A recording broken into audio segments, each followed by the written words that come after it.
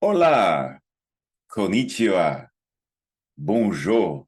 Yes, we are once again gathered here in this amazing space to do amazing work, the year 2024. But for our beginning purposes, let us go back to 1978. And I want you to tell me what these names have in common, other than they're Black. Diana Ross, Nipsey Russell, Michael Jackson, Richard Pryor, Mabel King, Ted Ross, Lena Horne. What do they have in common? Any ideas? Well, there's a Broadway musical turned into a film called The Wiz. Now, why am I even mentioning this today? Because in the film, there is a specific song that is deeply aligned with our theme for this week. Can you feel a brand new day? Brand new day. Now, I'm going to leave the singing to the professionals, but in the song, it says, everybody look around, because there's a reason to rejoice, you see. Everybody, come out, and let's commence to singing joyfully. Everybody, look up, and feel the hope that we've been waiting on.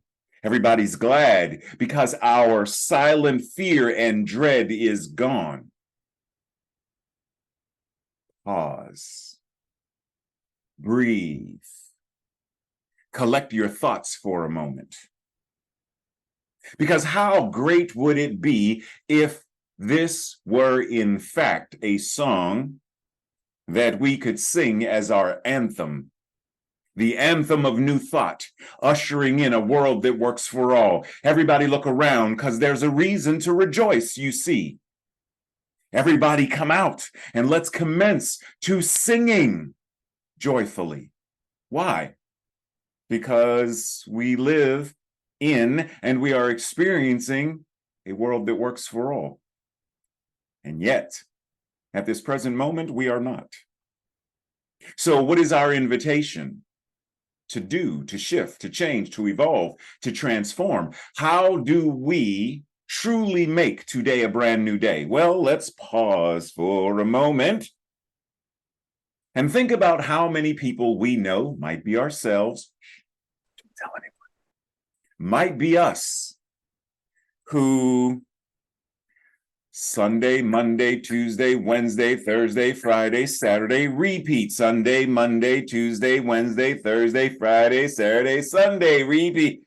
How many of us are simply living out the same?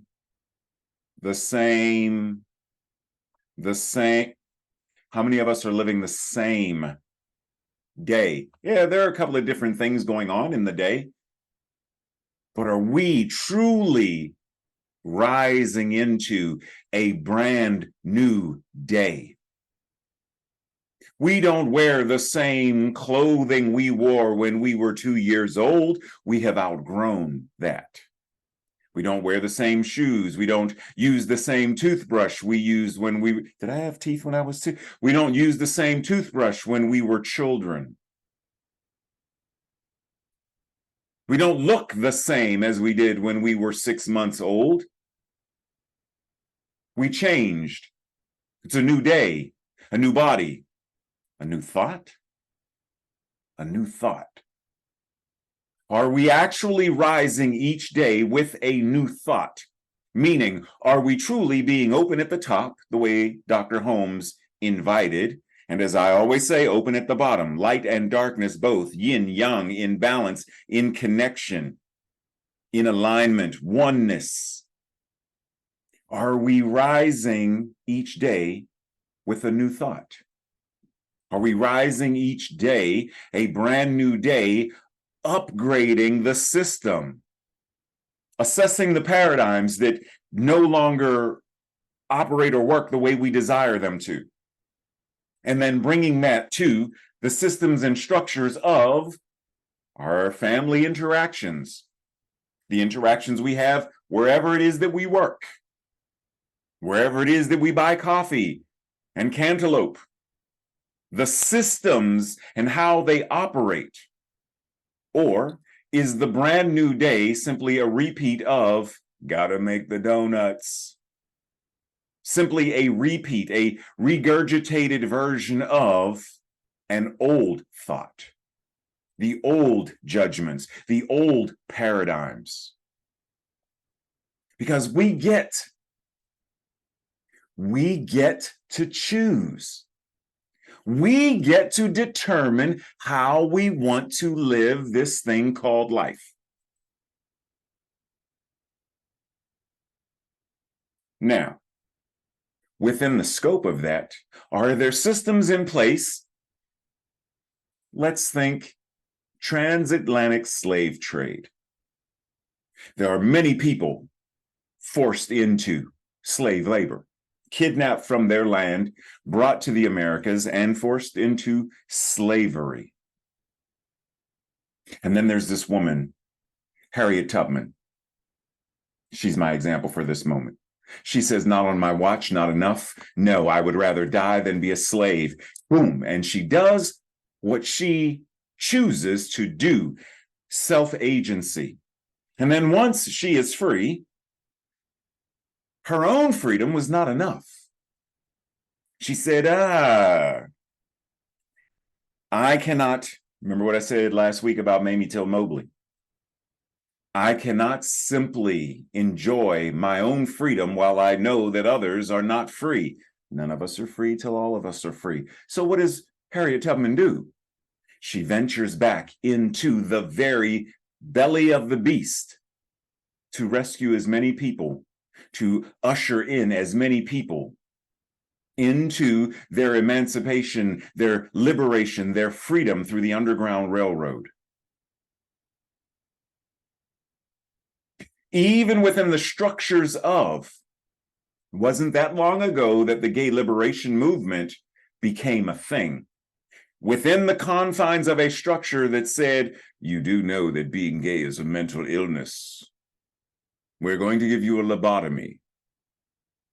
Mental, what? Even within the structures of that paradigm, people said no. That is why I say we have choice. Even when we may not see such choice, even when we may not perceive choice, there is. We can say no. Remember that picture from way back when, Tiananmen Square, when that one sole individual stands in front of the tank? Choice. Now the question is, what are we choosing? On this brand new day, what are we choosing? How are we choosing to demonstrate and live into the upgrade, the evolution? Remembering that Reverend Dr. Martin Luther King Jr. said, the church must be reminded that it is not the master, nor is it the servant of the state, but rather the church is the conscience of the state. Now, just simply in that, he's saying there is a role and a responsibility that religion, spirituality, has within the construct of politics. Now, what is that role? Conscience. Also, remember that he invited us and said, unless the church regain, reignite, revitalize its prophetic vision, it will be relegated to nothing more than a social club. A fun little get-together just to, play dominoes and checkers and have fun and fellowship, but where's the conscience? So now the question becomes, as we are rising into a brand new day, are we doing so with the energy of a Harriet Tubman to usher in emancipation and liberation for those who are bound by a system of corruption and economic slavery? Those who are currently living in food deserts?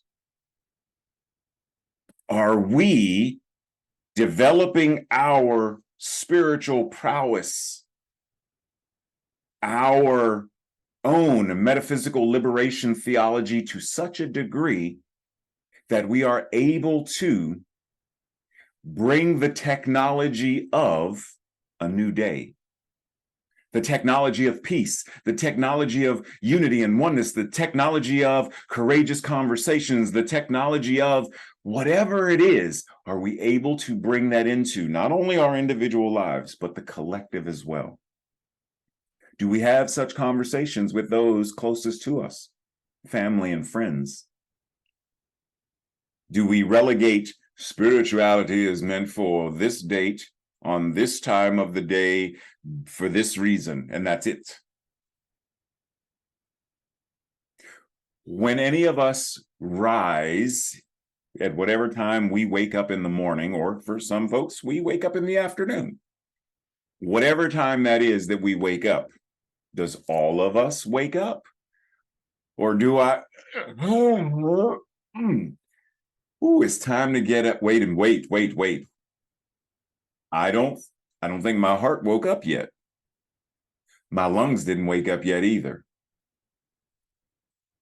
Wake up. Yoo-hoo. The entire organism wakes up. The entire organism. And the funny thing is, the biology of this, it doesn't stop. When we go to sleep, does the heart not continue to beat? Do the lungs not continue to expand and contract? The blood still does what the blood does within the body, and the circulatory system and the nervous system and the respiratory system and all of these systems continue, even though the conscious mind has gone to the place of the unconscious, subconscious, metaconscious. So what is our invitation? How do we choose to engage the systems, the structures? How do we choose to upgrade? Think about how many of us have, un momento, por favor. How many of us have one of these things, a little smartphone? And, every now and then, well, I don't know, some folks have the iPhones. I don't know how iPhones work, so forgive me. But on this thing, the Android, so every now and then I get a announce, boop, we're putting these apps to sleep unless you choose something because you ain't using these apps. And then I look, I don't use that app at all, so uninstall. How many apps do we have in our regular everyday lives we're not using? Why is the app still there? Why is it taking up space in the consciousness of why? We have relationships. We know that it is not a healthy relationship. We know that it is toxic, and we have the means to leave. Exit stage left. But we don't. We keep the app asleep just in case. We keep it right there at the periphery because you never know. I might need it. You mean like that pair of glasses that you don't ever, when was the last time you wore these glasses? I know it. I haven't worn them since 1972. If you haven't worn them since 1972, why do you still have them? Because you never know when I might need them. What if I lose this pair? I still have these just in case. We're holding on to the just in case, the what if maybe.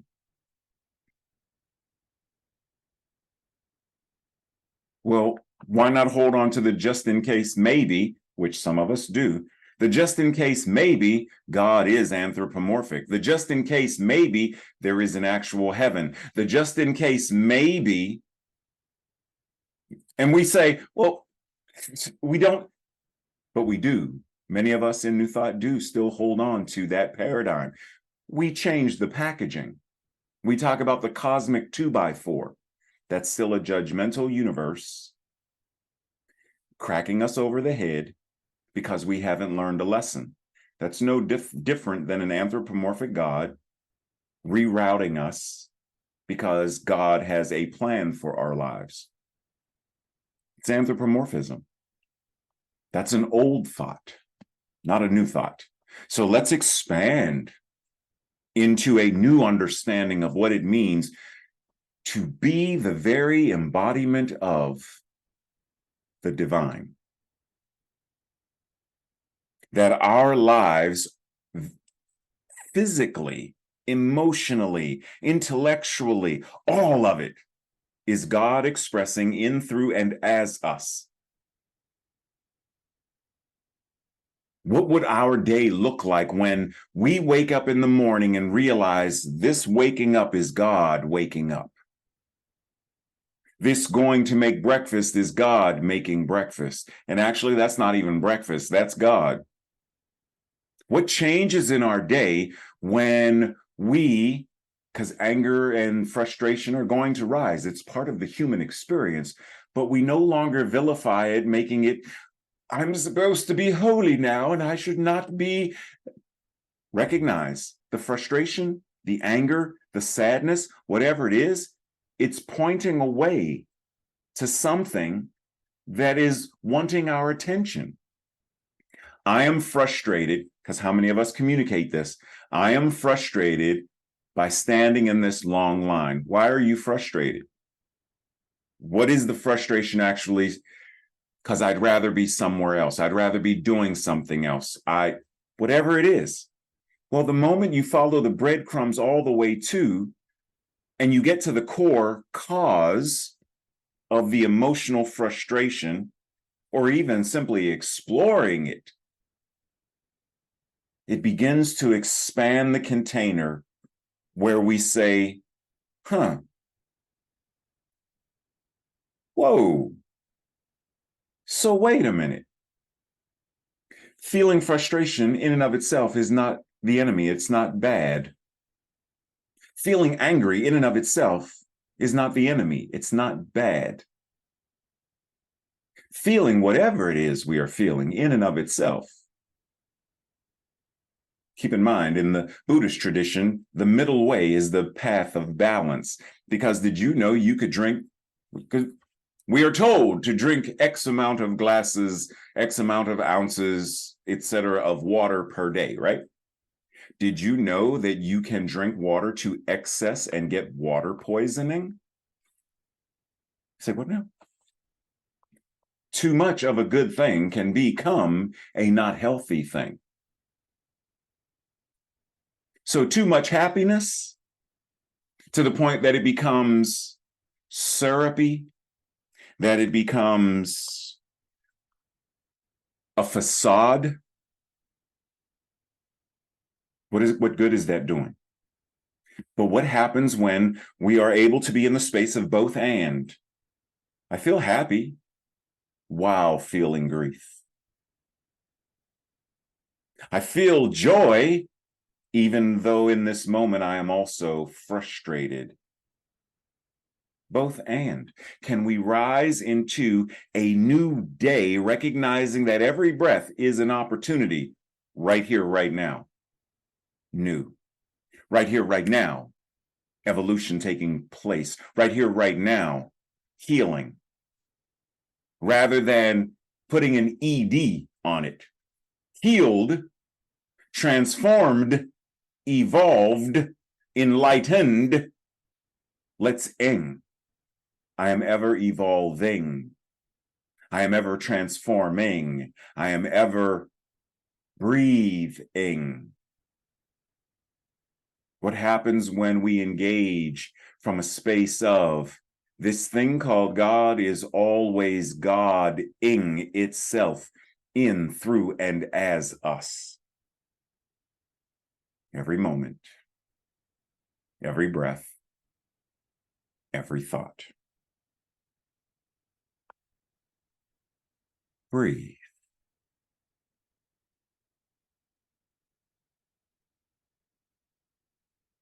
So we simply anchor into this moment, realizing that right here, whenever you are watching this, is the invitation to begin anew.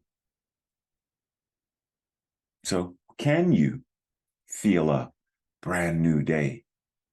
Can you feel a brand new day? Are you ready to look around?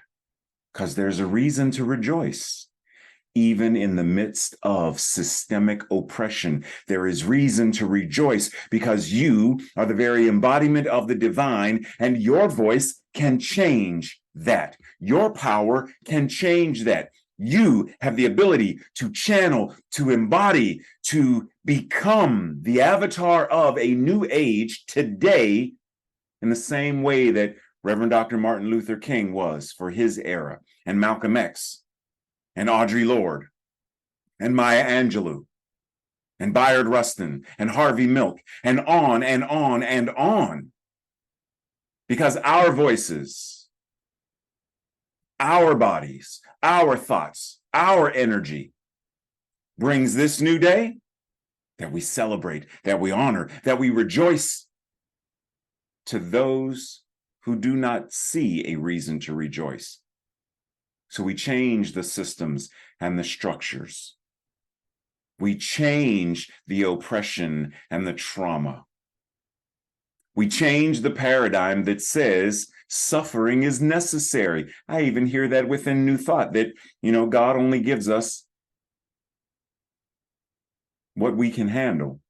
God never gives us more than it's anthropomorphism.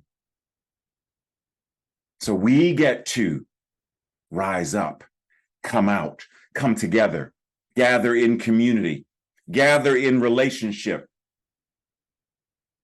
and bring the energy of transformation as the conscience to the rest of the world. Working together, hand in hand, arm in arm, heart to heart. Breathe. Namaste, blessings, much love and appreciation, and I will see you in a week. Actually, I'll see you on the next brand new day.